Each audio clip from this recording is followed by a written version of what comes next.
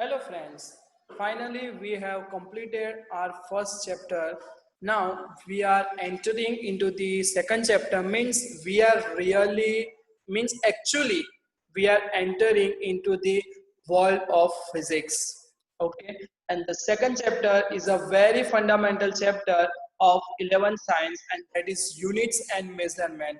Because whenever you are talking about the any physical event and you have to describe it at that time, you must have these two phenomena, that is unit and its measurement. For example, if you are go to the one shop and you have to purchase the rice, then what you have said, please kindly otherwise give me 5 kg rice of particular type. Yes और no? यानी कि हम जब भी दुकान पे जाएंगे तो हम क्या बोलेंगे, भाई हमको 5 kg राइस चाहिए। तो ये 5 है वो क्या है, मेजरमेंट है, और बाजू में केजी लगा है वो क्या यूनिट है। तो वो अपने आप समझ आए कि 5 kg यानी कि उसको वेट करके वो चीज आपको देनी है अंदर, बराबर। दूसरा, आप जब कपड़ वाले के पास जाएंगे क्लोथ अपना यूनिफॉर्म के निकालने के लिए, यूनिफॉर्म के लिए, तो उसको क्या बोलेगा, भाई 2.5 मीटर मेला काट ले, बराबर। तो उसमें 2.5 उसका क्या है, मेजरमेंट है, और जो मीटर है वो उसकी क्या लेंथ है, वो अपने आप समझ जाते कि भाई उसको क्या करना है, मीटर के हिसाब से देना अंदर। समझ में आ रहा? So that's why this is the very fundamental chapter of the physics, okay, and the name is what, unit and measurement. So in this part video, let me start to introduction.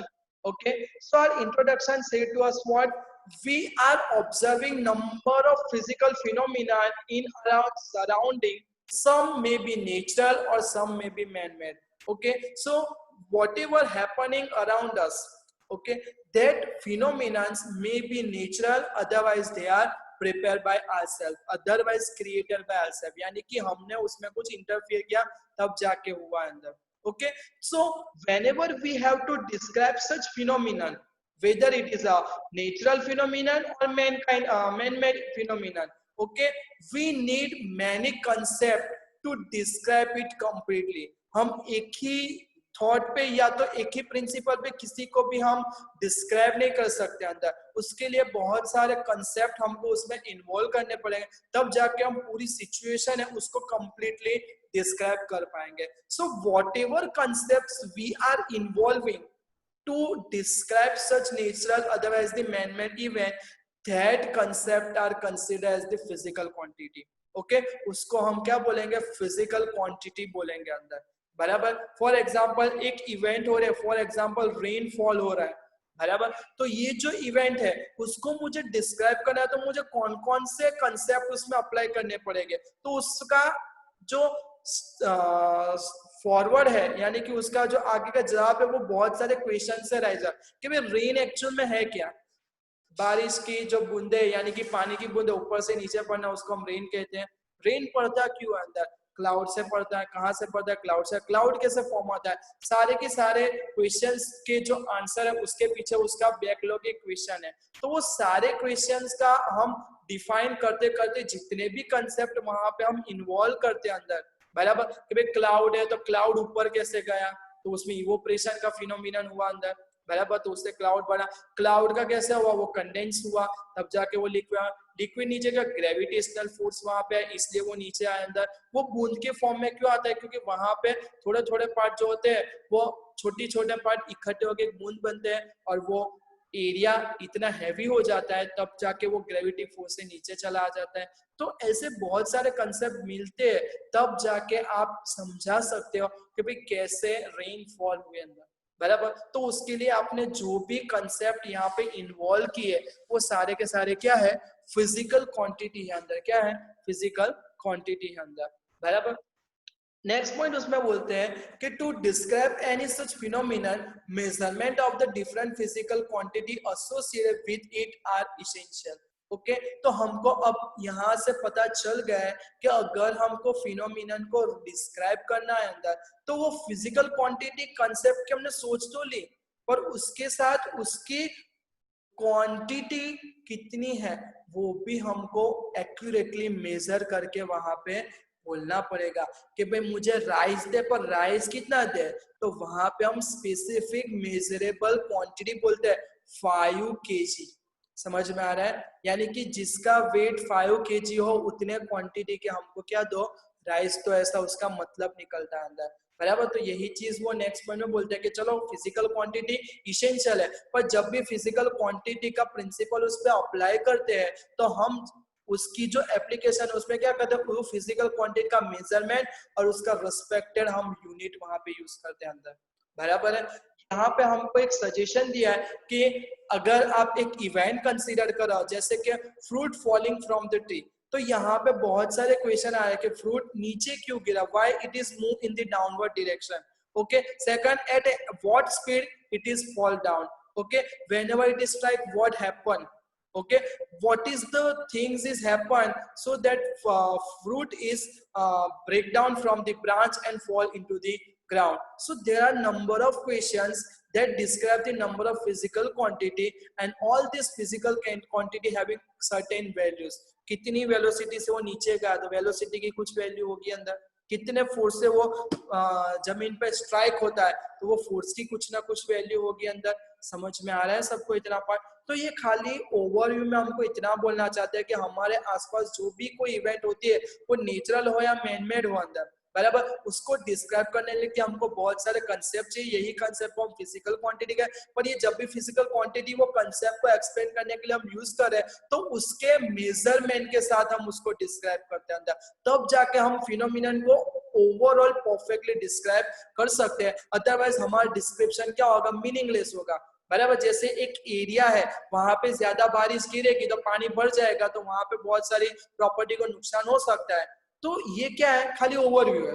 पर यहाँ पे अगर measurable parameter दिया जाए कि अगर यहाँ पे 6 इंच से ज्यादा बरसात होती है 2 दिनों के अंदर, तो यहाँ पे पॉसिबिलिटी है फ्लड आने की। अगर ये मेजरेबल क्वांटिटी हमारे पास होगी तो हम देखेंगे कि वेदर फोरकास्टिंग के हिसाब से ये वाले एरिया में आने वाले 2 दिनों में या तो फिर आने वाले दिनों में कितना बारिश होने का सवाल, क्या 6 इंच से ज्यादा होगा, कम होगा। अगर कम होगा तो उनको वार्न करने की कोई रिक्वायरमेंट है, अगर ज्यादा होने के चांसेस दिखे तो हम उसको वार्न कर सकते हैं। देखो क्वांटिटी हुई तो हम वार्न करना के ना करना वो भी अच्छे से डिस्क्राइब कर पाए। अगर हमारे पास क्वांटिटी ना होती तो हम डिफाइन कर पाते। तो इसीलिए बोलते हैं कि measurement of different physical quantity associated with it are also essential, यानी कि वो फिजिकल क्वांटिटी का मेजरमेंट भी हमारे लिए क्या हो जाता है, इसेंशियल हो जाता है अंदर, बराबर। चलो अब हम फिजिकल क्वांटिटी मेजर तो कर रहे हैं अंदर, बराबर। So for any for measurement of any physical quantity we require to decide the appropriate unit, बराबर। तो चलो हमने डिसाइड कर दिया कि ये फिजिकल क्वांटिटी ये वैल्यू है, और उसके लिए हम एप्रोप्रिएट यूनिट यूज करते हैं अंदर, बराबर। हम कभी भी ट्रैवलिंग करते हैं तो हम ऐसा नहीं बोलते कि यहाँ से बड़ौदा है ना, बराबर 50,000 किलोमीटर और सॉरी 50,000 मीटर दूर है, हम ऑलवेज क्या करते हैं 50 किलोमीटर यूज करते हैं अंदर, बराबर। तो वो क्या है कि हमने एक एप्रोप्रिएट यूनिट कि भाई बड़ा डिस्टेंस हो तो किलोमीटर यूज करो, छोटा हो तो मीटर यूज करो, बराबर। आप घर का एरिया की बात करो तो वहां पे फुट के हिसाब से देखा जाता है अंदर, समझ में आ रहा है? तो यहाँ पे हम क्या बोलना चाहिए कि कोई भी फिजिकल का मेजरमेंट है तो उसके लिए हमको उसका एक रिस्पेक्टेड यूनिट क्या करना होता है, चूज करना होता है अंदर, बराबर है। फिर यहाँ पे हमको बहुत सारे क्वेश्चंस आते हैं अंदर कि चलो ये सारी बात आप बोल रहे हो कि भाई यूनिट लो, उसका कुछ मेजरमेंट करो, तो यहाँ पे क्वेश्चन आता है कि चलो कोई पर्टिकुलर फिजिकल क्वांटिटी का ये थिंग में मेजर करे तो करे कैसे, क्या उसके लिए कोई डिवाइस है या उसके लिए कोई प्रोसीजर या कोई और कुछ हमको करना पड़ेगा अंदर। दूसरा क्वेश्चन आता है कि how the different units are defined, हमको कैसे पता है कि यही 1 मीटर है, यही 1 सेंटीमीटर है, ये 1 माइक्रोमीटर है, कैसे पता चलेगा अंदर, बराबर। And different types of error also associate in the measurement of physical quantity. चलो हमने उसको मेजर करने को एक फंडामेंटल प्रोसीजर बना दिया अंदर, तो वो मेजर करने के बाद हर बार हमको एक्यूरेट ही वैल्यू देगा जो हमने डिसाइड किया, उसकी क्या गारंटी है, तो उसमें कौन कौन सी एरर आएगी और वो एरर का हम पॉसिबली रिजोल्यूशन कैसे लाएंगे। तो ये सारे चीजों के आंसर है वो हमको क्या करने हैं, ये वीडियो में सॉरी ये चैप्टर में हमको डिजाइन करने हैं अंदर। समझ में आ रहा है सबको अंदर? बराबर। और ये चैप्टर के अंदर बहुत ही एक इंटरेस्टिंग टॉपिक आ रहा है, that is the dimensional formula, और ये आपका मोस्ट आईएमपी भी है, क्योंकि ये कोई भी एग्जाम में आपका पीछा नहीं छोड़ेगा। आप कोई भी पेपर उठाओ, वेदर ये आपका यूनिट टेस्ट होगा या इंटरनल एग्जाम होगी या तो फिर एक्सटर्नल एग्जाम होगी, बोर्ड की होगी कि नीट, सब जगह आपको डायमेंशनल फॉर्मूला का कुछ ना कुछ तो वो पूछते हैं अंदर, बराबर। तो यहाँ पे डायमेंशनल फॉर्मूला क्या है वो भी हम क्या करेंगे, डिटेल में समझने का बराबर। अब हम नेक्स्ट टॉपिक के बारे में बात करें। So what should be the unit of a physical quantity. Okay, so what is the unit and how the unit must be defined so that we will use it appropriately in all the universe. Okay, so the definition of unit is what? The standard measure of any physical quantity is called the unit of that physical quantity. आपके पास कोई भी physical quantity है या फिर कोई भी आपका concept है, बराबर, उसका आप कोई भी मेजरमेंट कर रहे हो, पर उसमें से कुछ मेजरमेंट स्टैंडर्ड मेजरमेंट होते हैं अंदर, बराबर। तो वो जो स्टैंडर्ड मेजर्स होता है उसको हम क्या बोलेंगे, वो जो रिस्पेक्टिव फिजिकल क्वांटिटी उसका यूनिट बोलेंगे अंदर, बराबर है। फिर ये हमने चलो यूनिट यहाँ पे समझ तो लिया डेफिनेशन के पॉइंट ऑफ व्यू से, पर यूनिट का कैरेक्टरिस्टिक्स क्या है, उसकी प्रॉपर्टी क्या है। तो फर्स्ट ऑफ ऑल बोलते हैं the major of the unit, यानी आपने जो स्टैंडर्डाइज मेजर किया है दैट शुड बी डिफाइंड, यानी कि वो फिक्स होना चाहिए वो, बराबर, और उसका प्रॉपर डेफिनेशन होना चाहिए। और दूसरा बोलते हैं अनएम्बिगियस, यानी कि वो एकदम क्लियर होना चाहिए अंदर, ऐसा नहीं कि एक जन पढ़े तो उसका अलग मीनिंग निकले, दूसरा पढ़े तो उसका अलग मीनिंग निकले अंदर, बराबर। So your measure of the unit should be what, defined and unambiguous. Okay, second point, unit should be such that its measure should not change, बराबर। वो आपका यूनिट है, उसका आपने मेजरमेंट किया, आज किया कल कर रहे हो, पर एक साल के भी बात करो तो वो मेजरमेंट वही का वही मिलना चाहिए सेम इवेंट के लिए, ऐसा नहीं कि भाई उसका वैल्यू बदल जाए अंदर, बराबर। आपने एक नोटबुक में 5 सेंटीमीटर की लाइन ड्रॉ की अंदर, बराबर, तो आज आपने ड्रॉ किया, आप एक साल के बाद वही लाइन को कोई भी स्केल से मेजर करोगे तो आपको कितना लेंथ मिलेगा, 5 सेंटीमीटर ही मिलेगा कि नहीं मिलेगा। बस यही चीज यहाँ पे बोलना चाहते हैं यहाँ पर, बराबर, कि your unit should be such that it measure should not be change. Okay, third point, if your unit is defined based on the some phenomenon, that phenomenon must be permanent. अगर आपने कोई भी आपका फिजिकल क्वांटिटी का standard major कोई phenomenon का reference देके दिया है तो फिनोमिनन हमेशा परमानेंट होना चाहिए, उसमें चेंज नहीं आएगा, क्योंकि उसमें चेंज आएगा तो फिनोमिनन बदल गया, फिनोमिनन थोड़ा बदला तो आपके उसके हिसाब से आंसर भी बदल जाएगा कि नहीं बदल जाएगा, बराबर। और हम देखेंगे कि हमने जो भी फंडामेंटल यूनिट्स जो लिए उसकी की सारी डेफिनेशन कोई ना कोई फिनोमिनन बेस्ड पे है अंदर, बराबर। और वो सारे के सारे फिनोमिनन यूनिवर्स में क्या है, ऑलवेज फॉलो होते हैं और कांस्टेंट है अंदर, बराबर।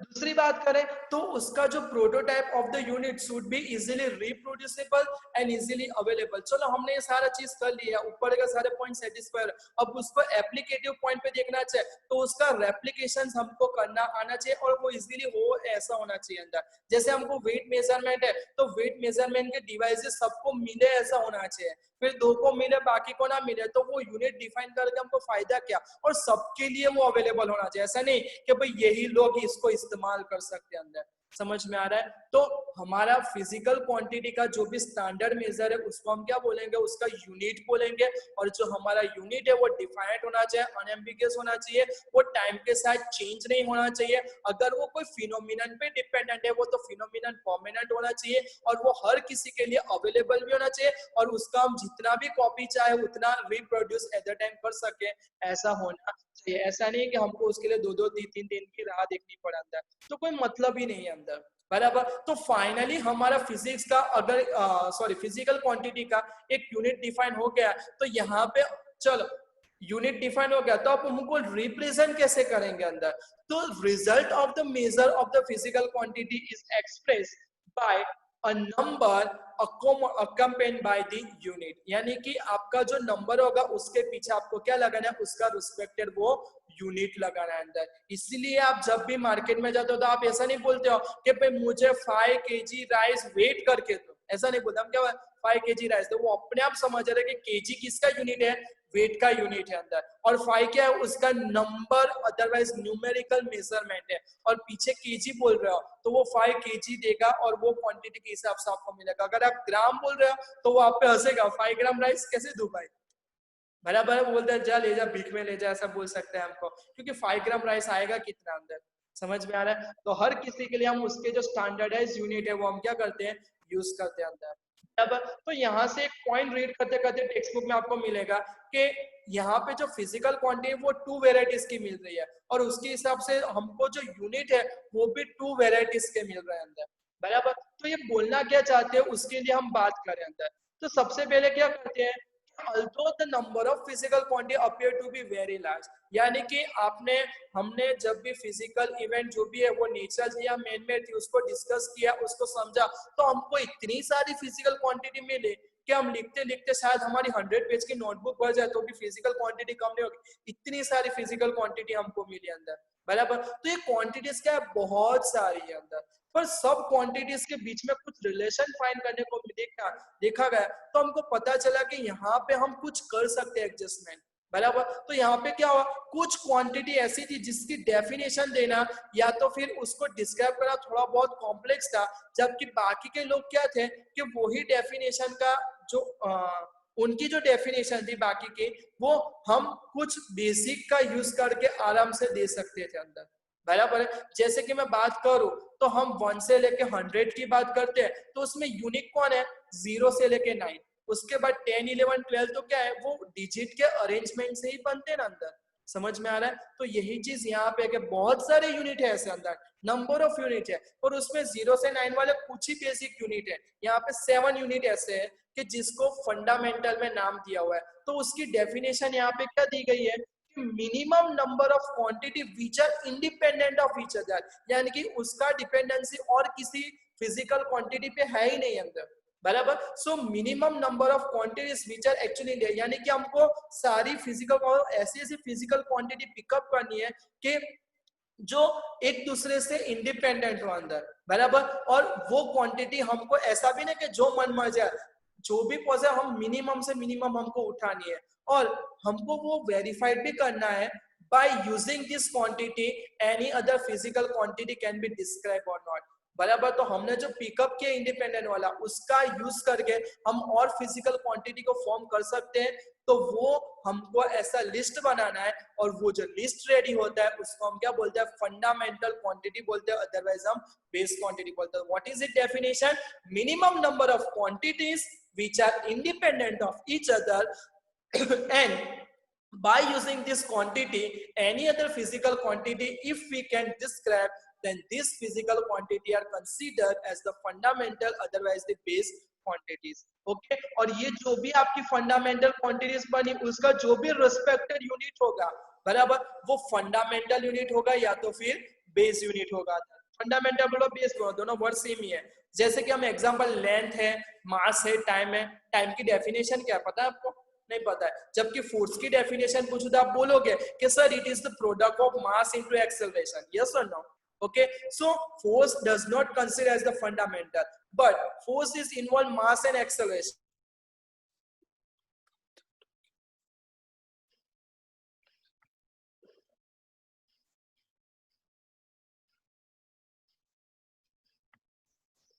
okay। So now next point is if the quantity which are expressed as a combination of fundamental quantity, यानी कि जो हमने फंडामेंटल क्वांटिटी का लिस्ट बनाया उसका कुछ ना कुछ कॉम्बिनेशन करके हम जो जो फिजिकल क्वांटिटी समझा सकते हैं या फिर हम उसकी डेफिनेशन दे सकते हैं, अदरवाइज हम उसको एक्सप्रेस कर सकते हैं, so that physical quantity are considered derived quantity, okay. और उसका जो यूनिट होगा उसको हम क्या बोलते हैं, डिराइव यूनिट बोलते हैं अंदर, समझ में आ रहा है अंदर, बराबर। तो यहाँ पे आपको दो टाइप की क्वांटिटी मिली, एक फंडामेंटल है जो हर किसी से इंडिपेंडेंट है और उसका यूज करके हम बाकी की फिजिकल क्वांटिटी को समझा सकते हैं अंदर, बराबर। और बाकी की क्वांटिटी कैसी है कि जिसका प्रिपरेशन हम फंडामेंटल के हिसाब से कर सकते हैं, बराबर। तो हमको इस तरह से दो फिजिकल क्वांटिटी मिली, फंडामेंटल क्वांटिटी और दूसरी डिराइव क्वांटिटी, और उसके जो रिस्पेक्टेड यूनिट है उसको हम क्या बोलते हैं, फंडामेंटल यूनिट और डिराइव यूनिट बोलते हैं अंदर, बराबर।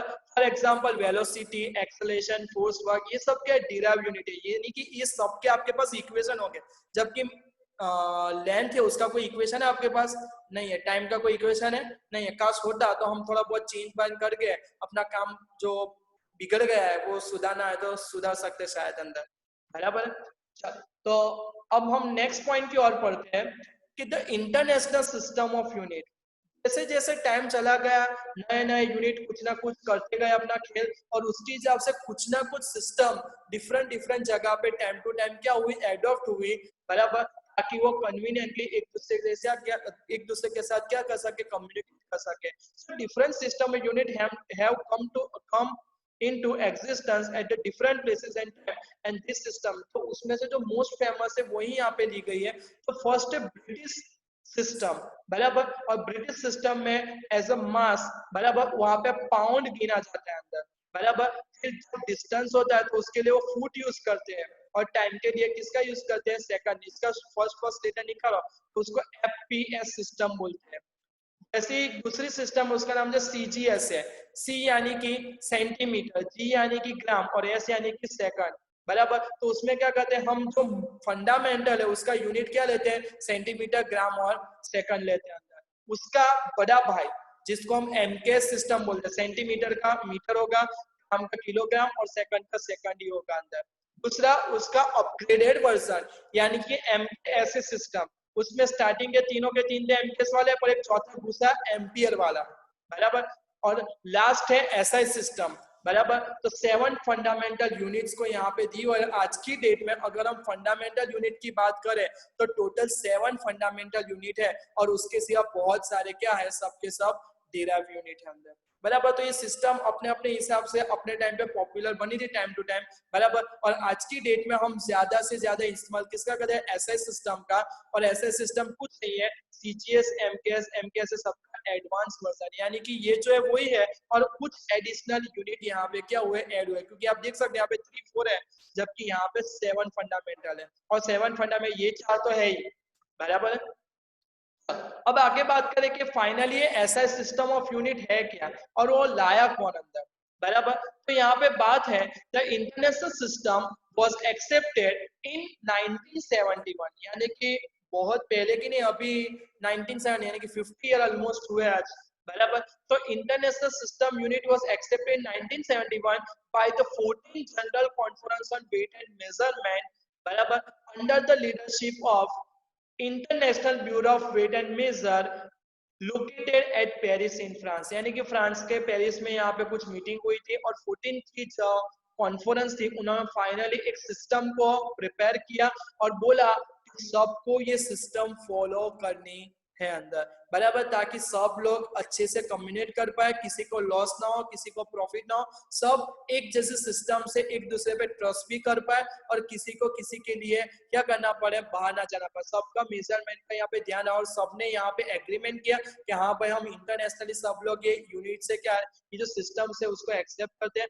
और आज की डेट में हम यही सिस्टम अभी भी फॉलो करते हैं अंदर, ओके। और ये जो एसआई सिस्टम है उसमें 7 quantities are accepted as a physical quantities, तो यहाँ पे 7 जो क्वांटिटी उसका एज अ फंडामेंटल क्वांटिटी का विरुद्ध मिला है यहाँ पे उनको। तो यहाँ पे जो फंडामेंटल क्वांटिटी है तो फाइनली कौन कौन सी है, एक तो मास है, दूसरी लेंथ है, तीसरा है टाइम, बराबर, यानी कि वेट वाला, लेंथ वाला और टाइम वाला, चौथा है करंट, एम्पियर भाई ने यहाँ पे बाजी मारी, पांचवा आता है टेम्परेचर, बराबर। फिर आता है अमाउंट ऑफ सब्सटेंस, वो आपने 9th 10th में देखा होगा, बराबर, एवोगैड्रो थियरी का अप्लाई किया तब आपने मोल मोल ऐसा किया, यानी कि फिजिकल क्वांटिटी का जो यूनिट है उसको अमाउंट ऑफ सब्सटेंस बोलते हैं। और लास्ट वाला ल्यूमिनस इंटेंसिटी। तो ये जो 7 फंडामेंटल क्वांटिटी है उनको एज अ ऐसा यूनिट में क्या मिला है, प्लेसमेंट मिला है, और इनको एज अ फंडामेंटल क्वांटिटी क्या किया है, अनाउंस किया गया कि ये सारी की सारी क्या है, फंडामेंटल क्वांटिटी है। अगर आपको मास को सिंबॉलिकली रिप्रेजेंट करते हम स्मॉल एल यूज करते हैं, लेंथ के L X Y Z alphabet का मोस्टली हर लेटर वहां पे यूज होता है। टाइम के लिए हम जनरली टी यूज करते हैं, करंट के लिए हम आई यूज करते हैं, 10th में आपको पता होगा। टेम्परेचर के लिए हम कैपिटल टी यूज करते हैं। अमाउंट ऑफ सब्सटेंस के लिए हम कभी कभी म्यू यूज करते हैं, या तो फिर न्यू एन, बहुत सारे नंबर हम यूज करते हैं। ल्यूमिनस इंटेंसिटी के लिए हम यूवी या तो फिर एलवी यूज करते हैं अंदर, और उनके जो रिस्पेक्टेड यूनिट है जिनको ऐसे सिस्टम में पहले प्रायोरिटी मिली अंदर, क्योंकि मास है तो उसके बहुत सारे ग्राम है, किलोग्राम है, मिलीग्राम है, बहुत सारे अंदर, बराबर। तो उसमें जो प्लेसमेंट मिला है किसको मिला, किलोग्राम। किलोग्राम को एक स्टैंडर्ड मेजर यूनिट गिना गया अंदर कि भाई ये चीज को 1 किलोग्राम, और 1 किलोग्राम का रिलेशन बाकी के साथ हमने कन्वर्ट किया और उसके हिसाब से एक सिस्टम बनाए गए। और आज भी हम वही फॉलो करें कि 1 kg इक्वल टू 1000 ग्राम, बराबर। छोटा बच्चा के बड़ा वो सब लोग यही बोलेंगे, हाँ गप्पा मारा तो बात अलग से अंदर, बराबर। सब लोग का आंसर क्या होगा, सिमिलर होगा। उसी तरह लेंथ के लिए जो स्टैंडर्डाइज यूनिट डिसाइड किया गया वो कौन सा निकला, मीटर निकला। टाइम के लिए सेकंड निकला। करंट के लिए एम्पियर आया, वो तो उसका अकेला एक ही है। टेम्परेचर के लिए केल्विन आया। सेल्सियस और फ़ारेनहाइट को यहाँ पे जगह नहीं मिली है, किसको मिली है, केल्विन को मिली है। क्यों केल्विन को मिली, वो थर्मोडायनेमिक्स का चैप्टर हम चलाएंगे तब हम डिस्कस करेंगे। अमाउंट ऑफ सब्सटेंस के एक ही था, मोल था, तो मोल की बात है। और जो ल्यूमिनस इंटेंसिटी उसका जो यूनिट है उसका नेम क्या है, कैंडेला। કેન્ડેલા કેન્ડી જે યાદ રાખવું એ રાખી શકે છે અંદર। અને એમના સિમ્બોલ શું છે અહીંયા આગળ તમને બાજુમાં આપેલા છે, જે આપણે મોસ્ટલી યુઝ કર્યા છે। છેલ્લે આપણે કેન્ડેલા આખા 12 સાયન્સના ફિઝિક્સમાં કોઈ જગ્યાએ યુઝ થવા નથી, એટલે કદાચ ના પણ યાદ રહે તો કોઈ વાંધો છે नहीं अंदर, बराबर। सो इस तरह से हमने फाइनली आज का जो वीडियो था उसमें हमने समझा कि भाई यूनिट क्या होता है, फंडामेंटल यूनिट क्या है, डिराइव यूनिट क्या होता है, यूनिट का खुद का इंपॉर्टेंस क्या है, क्वांटिटी, फिजिकल क्वांटिटी और यूनिट के बीच में डिफरेंस क्या है, वो हमारे माइंड में लगभग आज अभी तक क्या होगा, क्लियर हो गया होगा। अब के बाद का जो नेक्स्ट वीडियो होगा उसमें हम उसका जो फर्दर टॉपिक है, बराबर, जिसमें सप्लीमेंट्री यूनिट, डिराइव यूनिट, वो सब जो टॉपिक है वो हम नेक्स्ट टाइम के वीडियो में क्या करेंगे, डिस्कस करेंगे। Okay, thank you.